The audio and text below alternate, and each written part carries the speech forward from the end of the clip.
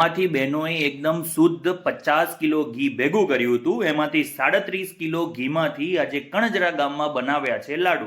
જુઓ, બહેનોએ ઘીનું મોણ નાખીને અમને મુઠિયા બનાવી દીધા. અમે બધાએ ભેગા થઈ મુઠિયાને તળી લીધા. અહીં જુઓ, ગોળ ભગાવવાનું કામ ચાલુ છે. અહીં ઇલાયચી પીસાય છે. અહીં જાયફળ પણ પીસી લીધા. તળેલા મુઠિયા પણ પીસી લીધા. 37 કિલો ઘીને કડાઈમાં એડ કરીને ગરમ થયું એટલે એની અંદર 52 કિલો જેટલો ગોળ ઉમેરી લીધો અને એનો એક પાક બનાવી લીધો. ત્યાં સુધીમાં મારા મુઠિયા દળાઈને રેડી થઈ ગયા હતા.